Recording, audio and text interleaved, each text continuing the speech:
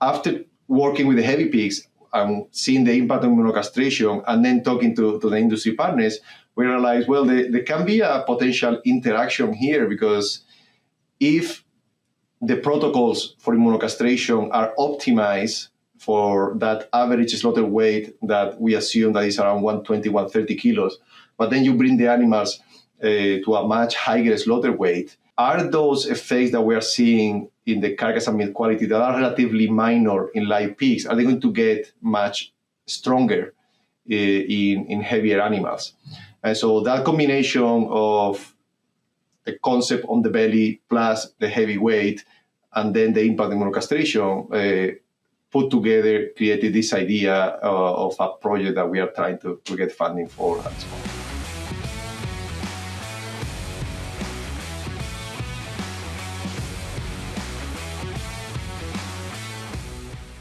Welcome to the Swine Canada podcast show, brought to you by Wisnetics. We are dedicated to bringing you the latest insights and discussions in the Canadian pork industry. So my name is Miranda Smith, and I'll be the host for today's episode. And today's guest is Manuel Juarez. So he's a Livestock Phenomics Scientist with Agriculture and Agri-Food Canada, situated in Lacombe. So Manuel, welcome to the podcast. Thank you very much for inviting me. It's my pleasure to talk to you today. Perfect. Yeah, and we're going to talk about immunocastration in heavy pigs, which I think is a very current topic. So, but before we do that, can you first give us a little bit of an introduction in your background and how you ended up in your current role? So I'm originally from Spain. That's where the accent comes from. I became a veterinarian many years ago, and I worked a little bit in the swine and dairy industry in Europe. Actually, I worked in Finland, in a big farm for a while. Then I went back to college to do my Ph.D. Originally, I started on the genetic side of things, but it evolved into a carcass and meat quality thesis, where I specialize in those topics. Then I also did an MBA at the same time because I was unsure if I wanted to stay in academia. So when I finished my PhD, I worked for a producer group, actually with goats. We were creating a brand for high quality goat meat. And then after that, I came to Canada as a postdoc. Originally, it was supposed to be just for 1 year. Then that evolved into 2 years, always here at the Lacombe Research Station with Agriculture and Agri-Food Canada. And after a couple of years, there was a permanent position for a scientist on the phenomics program. So that's where you look at the phenotype of livestock from birth to the final product and combining with genetics. So that was really my profile. I competed and I got the position. And since then, I've been working here at Lacombe, really in more than one species, but the main focus has been with pigs. And what are some of the things that you're looking at in your research program?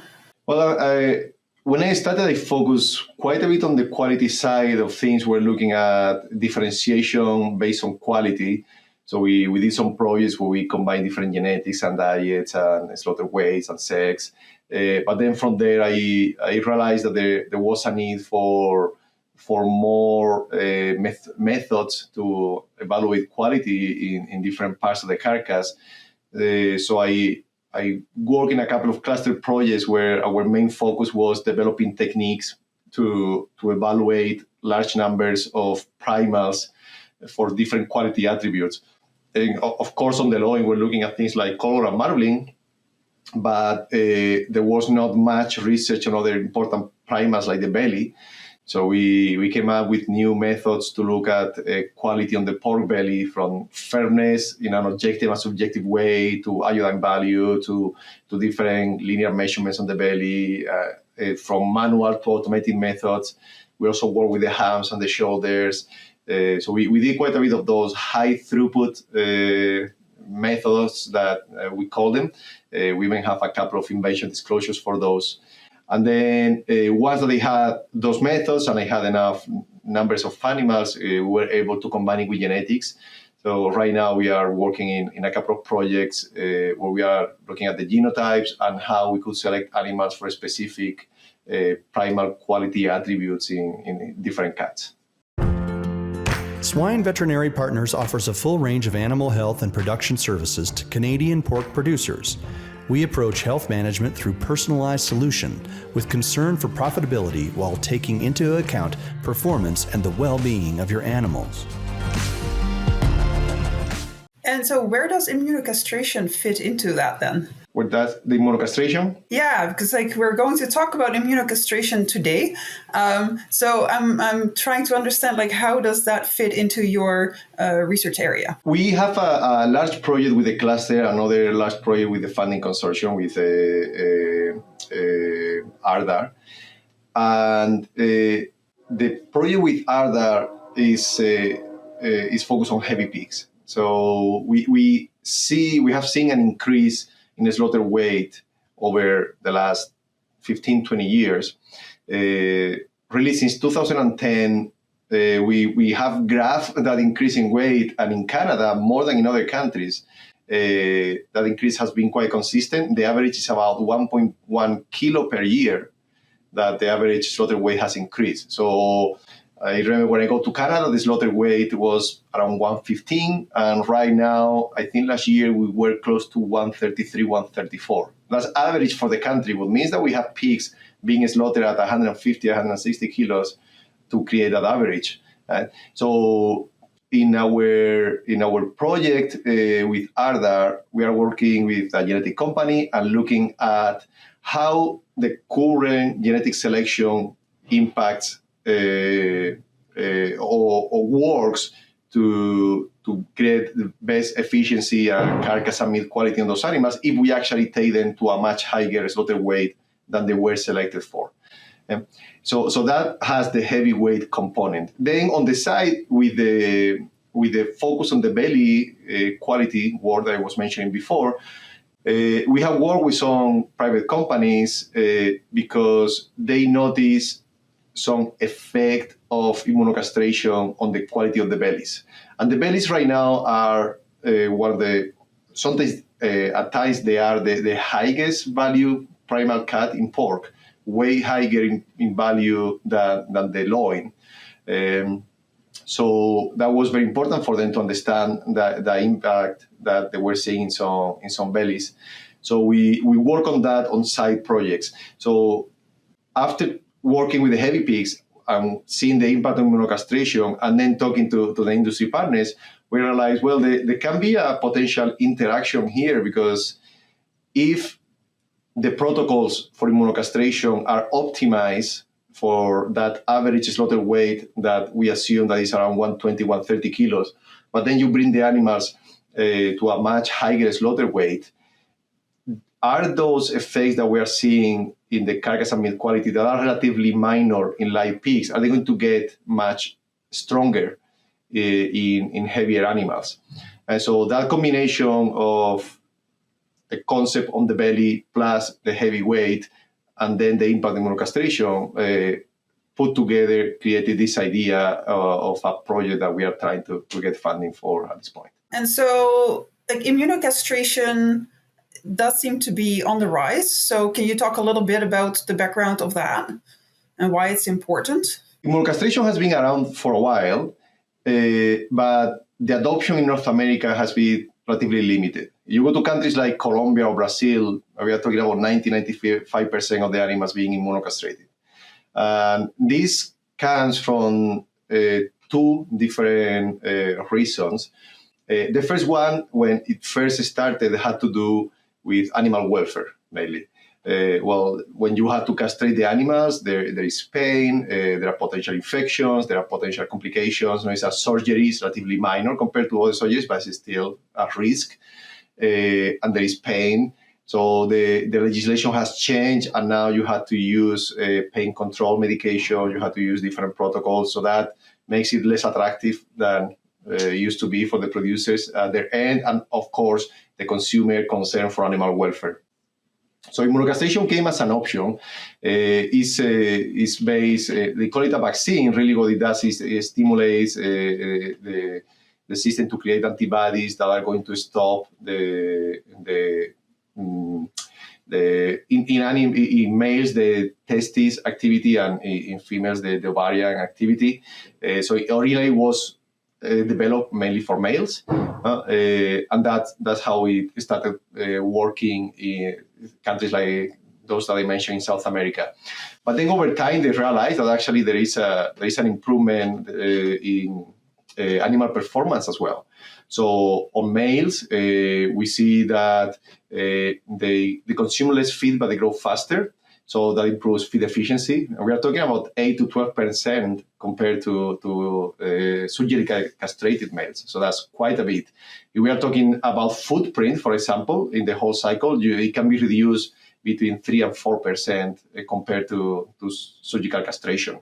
So that makes it attractive, even after the cost of the vaccination and the manpower required. All of that is still a win.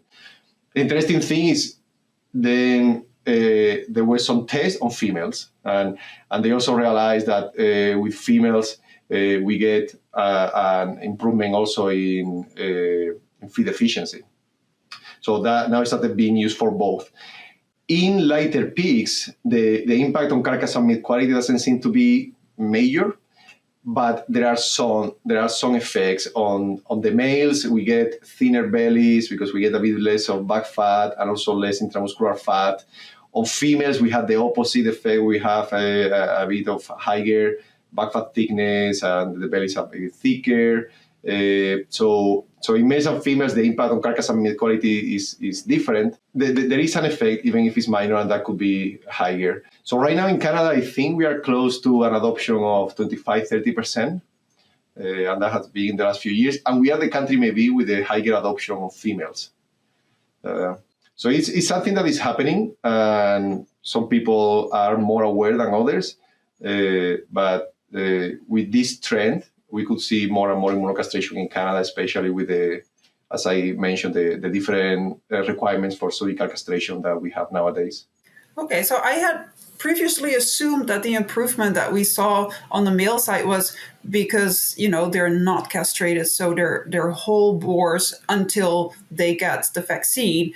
But now it sounds like the vaccine itself is actually doing something as well. Is that correct? Well, no, you are right. I mean, in the males, in average, they are going to behave as an entire male until the immunocastration happens. The immunocastration is going to reduce that testicular activity.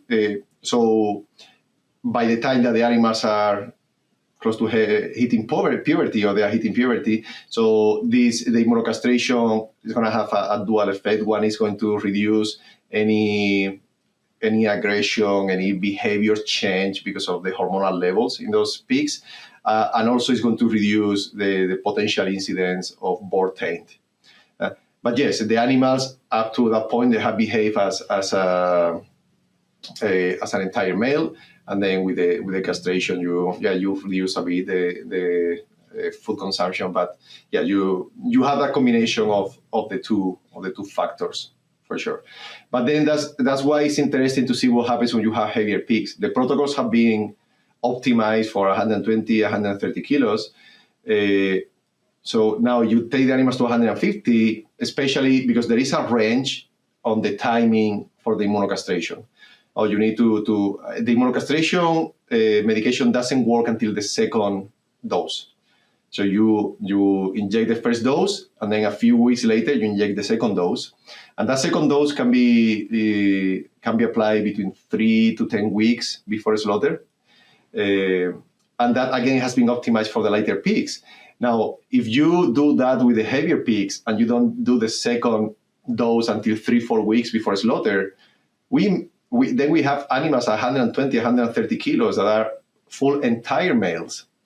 Now you have those entire males in mixed gender pens, as we do have here in Canada. So now it's not only the aggression of male to male, now you have also those females that haven't been castrated, that you could end up with sexual behaviors, you could end up with females that get pregnant before slaughter. The boar taint, again, we think in the lighter animals, 3-4 weeks after the second dose seem to be enough to eliminate boar taint. But is that the same when you have an animal of 150 kilos that has maybe accumulated more of those compounds? And that's what we need to evaluate. We want to look at different protocols, different timing for that second dose, and we want to look at behavior, we will look at performance, and we want to look at carcass and meat quality at the end, including the concentration of vortein compounds. So have you already done some of this research? Do you have any results to share so far, or is it kind of in the early stages? We don't have results from our current study. This is a study that we're trying to get funding for. We have worked with private companies, and they have done an approximation to this study with animals not as heavy. But yes, we have seen a potential impact on some of the performance and quality attributes on those heavier pigs, different to what we saw in the lighter pigs. So the things that we're seeing in the lighter pigs seem to enhance later on. And again, we haven't gone to 150. It was more around 135 kilos, 140 that we're looking at. So we think that going to heavier animals could have an impact, and they didn't look at behavior.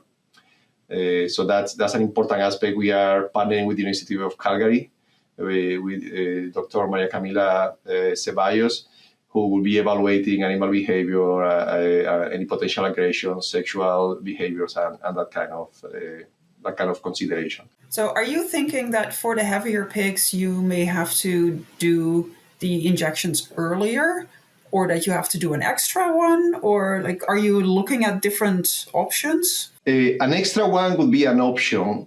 We discussed doing so, but it doesn't seem to be the preferred choice neither by the supplier of the vaccine nor by the users. It has different issues, and one of them, of course, is the cost of the vaccine plus the handling, the manpower, and everything. So right now we are going to compare animals surgically castrated with animals. This always with the heavy animals, surgically castrated up to 150 kilos, or castrated through immunocastration with two different timings. So the first dose will be always administered at the same time before the second dose, but the second dose could be administered in the two extremes of the potential range that we're talking. So it will be around 3-4 weeks or 8, 9, 10 weeks, that two extreme ranges. We think that most likely the 8-week before slaughter protocol for the second dose could be better for the things that we are seeing. It may be that there's no issue doing it 3-4 weeks before slaughter, but if there are issues, this is actually a very important result to pass to producers, because right now the protocols tell you, you can just do 3 weeks before slaughter for your second dose and it's all fine. And what's going to happen if actually it's not fine because it hasn't been tested in these heavy animals? So that's the value of this project. A third dose could be something that if we see that even the 8 to 9 weeks creates issues, then we could look into the third dose. But at this point, we are not including that in the project because we don't think that really is going to be that practical. Okay, that makes sense. So are there any other things that you're going to be looking at in the research? In this combination of weight and immunocastration? Yeah, we want to, for example, we were talking about the belly before and the potential issues that some packers have seen in the belly. So we are going to explore the belly in detail because there are different theories of why that difference in quality in the belly may be happening. In some cases, people have seen some separation of the tissues at the caudal, the distal end on the belly.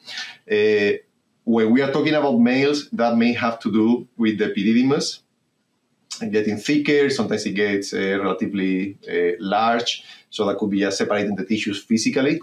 It could be a matter of maybe a difference in connective tissue or a difference on that composition of the belly. As we have seen on the males, they get a bit thinner, they get a bit less back fat, so that could create a different lean to fat ratio on the bellies. So we are going to look at the belly in much detail because, as I say, that's a very important primal. The other thing, and this relates just to heavy pigs in general, we will have to see what happens with those bigger bellies, because your bellies get bigger, well, the thickness may not be as much of a problem, but when they get longer and wider, when you are going to use them, especially for things like bacon, you're going to have to trim them. So are we trimming a large part of the belly that is a very high value cat, and is that efficient?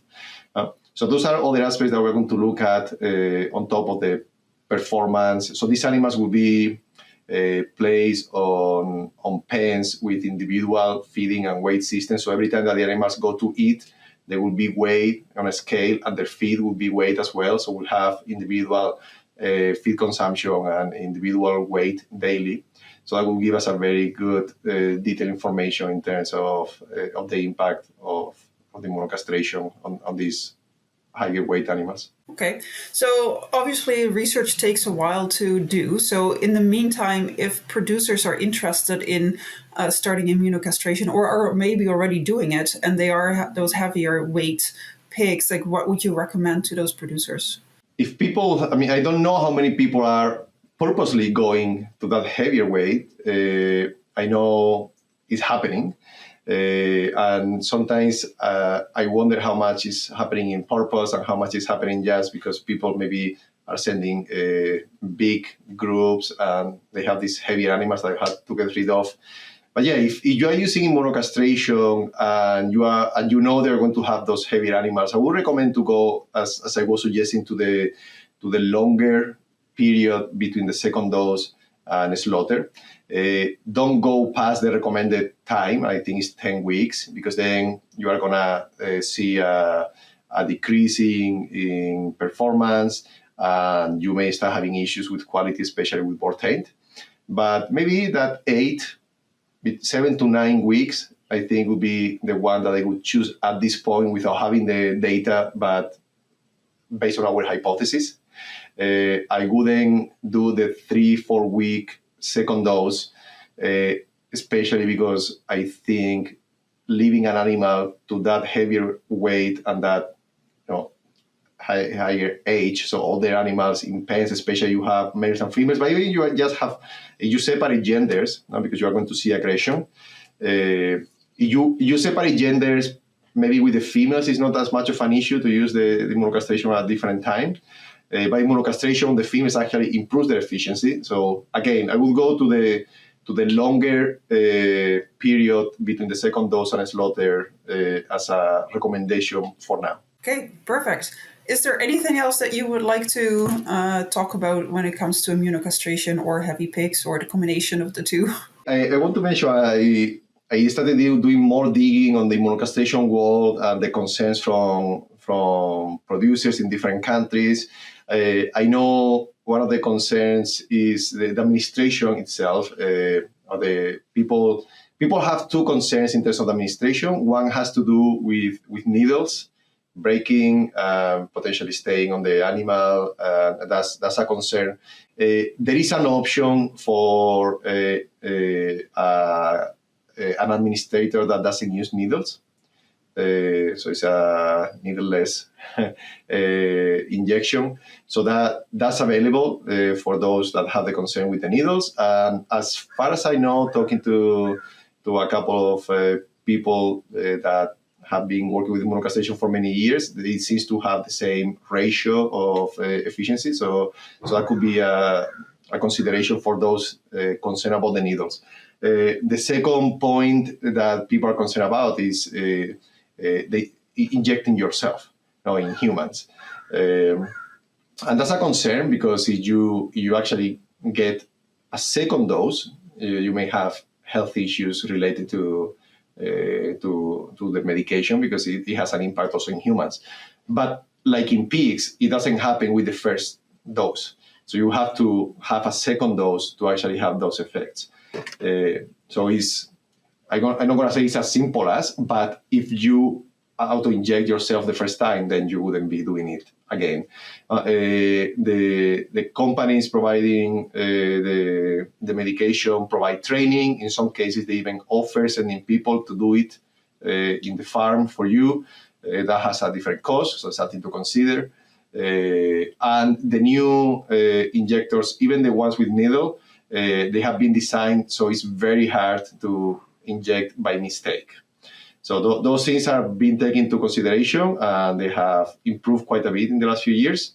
But if you have any issue, talk to your provider, talk to them about options, and learn more about how they provide the training and the safety measurements. Okay, that is very good advice. Thank you. It's time for our famous three. Okay, so with that, we're going to the final three questions. So I don't know if you've prepared them or not, but the first one is, what is your favorite swine-related book or resource? Yeah, well, in another interview in the podcast, I mentioned a couple of books, and those are all very good. But if now that we are talking more about carcass and meat and this kind of topic that maybe is not addressed all the time, there is a very good web page from the University of Nebraska-Lincoln, specifically for pigs, that is called Porcine Myology. So this is a web page where you can go to specific cuts of the carcass or specific primals, and they have these cross-sectional cuts every few centimeters, where you can see the different muscles and different fat layers, and it's very interesting. We use it quite a bit when we had to do some muscle of fat identification or selection for projects. It's for free. You can access it. It's online. It's again Porcine Myology from the University of Nebraska-Lincoln, and it's a very cool resource. Even if you don't work in this area, just because you work in the pork sector, you can see a ham cross in different areas and where you see the masses when they start, when they end. So it's a very neat web page. Oh, I should definitely check that out. Thank you. Okay, then the next one. What is your favorite book or resource outside of agriculture? Again, I mentioned some more serious books in the past, but there's a book that has always made me laugh very much since I was a teenager. I reread it every few years. It's called, I read it in Spanish, but the English version is called No Word from GURB. So GURB is an alien that comes to Earth and is shocked by the way that humans behave. So he's very naive and describing things, and you laugh out loud reading it. So I would recommend, again, No Word from GURB, GURB is the name of the alien. You need a break from serious stuff. That's a good book. Okay, that sounds good. Okay, and then the last question. In your opinion, what sets successful swine professionals apart from those that are not? I would say curiosity. It's not losing the curiosity. We all tend to start our careers with a big drive, just wanted to learn, wanted to listen to others and get more knowledge, more experience, more exposure to things. And then over time, we get busy, we get a bit tired sometimes, we get frustrated, and we just do and keep going, and it becomes a bit stale. I find that those people who can keep that curiosity fresh as managers or as researchers or as producers, keep the passion alive and keep asking people and listening and trying and being close-minded, they tend to do better and also be happier. So it's a win-win situation, and those around you feel listened and feel engaged. So I think curiosity would be the trait that I would keep alive, and I would recommend to do the same for others. Yeah, I really like that answer, because you're very correct. Like, when people are more curious, they're more excited about things, they want to know more, they'll ask questions, and they'll get further in life in general. So yeah. And they have more fun, and having fun is important.